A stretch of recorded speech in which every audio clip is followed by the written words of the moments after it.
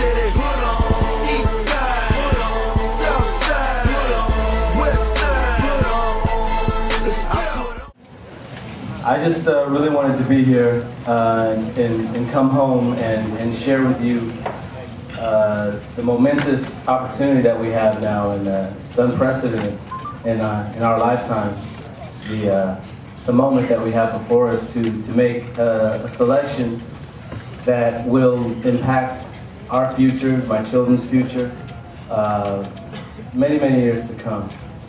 We have an opportunity, in my opinion, to place someone at the center of all things, the center of decision making, in this superpower that will have a great effect not only for what happens to us in our country, but really what happens throughout the world. And I think that is never more clear than the events that have happened in this last week, where we find ourselves in a situation where, I mean, first of all, just thank God for Barack Obama. Thank God that somebody wants to take this job on.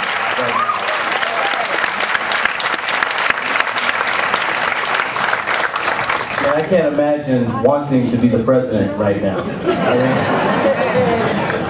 But I'm glad that he does, because I think you need that mix of bravado and brashness and sincerity and ethics and all the things that I think that Senator Obama is made of that do make him the perfect choice. Well, I come to this issue. I first spoke to Senator Barack Obama. I co-authored a book called Not on Our Watch that's about the mission to end genocide in Darfur and beyond. And it was a basic, for me it was a real how-to book. My co-author John Prendergast and I had been discussing this for a long time and writing op-eds for several periodicals and newspapers. We were discussing how can we put this into the hands of the people, that has inspired us. How can we try and transmit this knowledge in a way that's easy? And so we came up with this book. And we actually approached Senator Obama, and at that time Senator Brownback, who was also considered running, who I think did actually play with toy with running for a while. And they wrote the foreword to our book. And so that was really my first sort of entree into Senator Obama. And since then, we've had periodic interaction and discussions, and I've just found him to be the right man at this time, and wanted to do whatever I could to throw my support behind him. Because I believe that one of the things that being an actor affords us is the ability to travel the world. And in my travels over the last couple of years,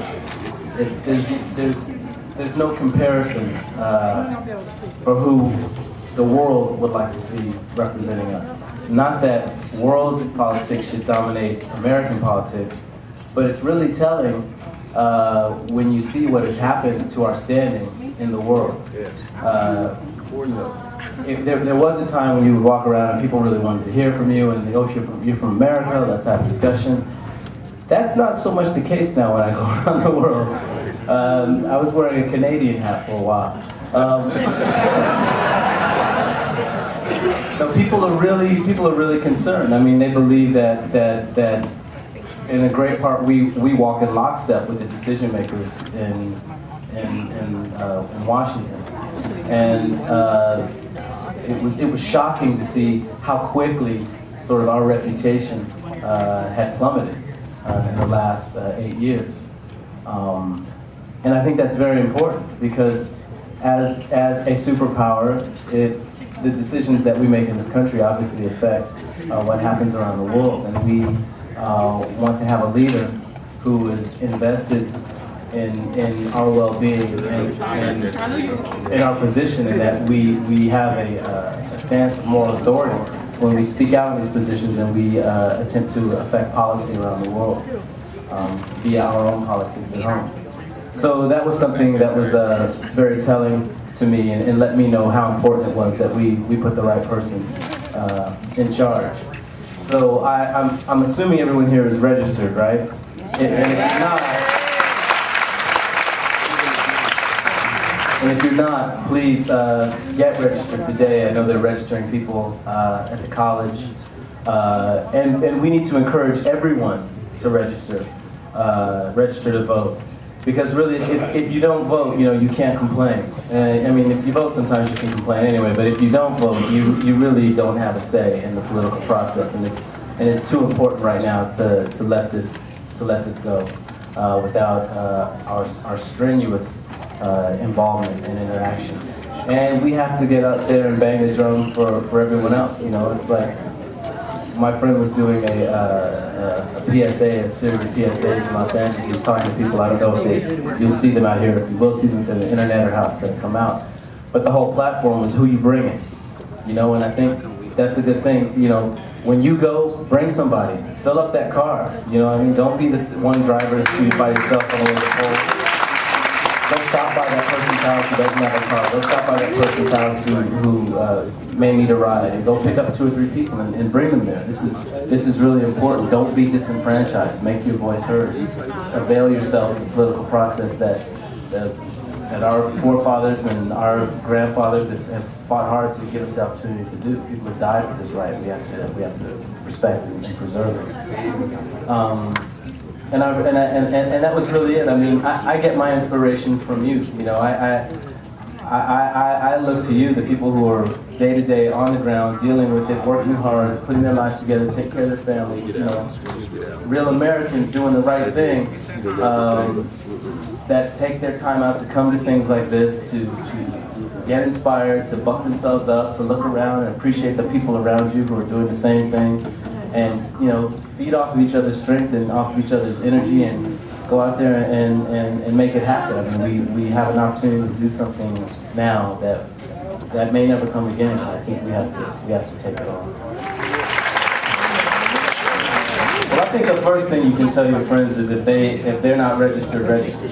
Because again, you have to avail yourself of this process. You have to let your voice be heard. And I know that there's been some funny stuff with the election that's gone on that we've seen historically. But were those numbers not close, they would have been impossible to fudge.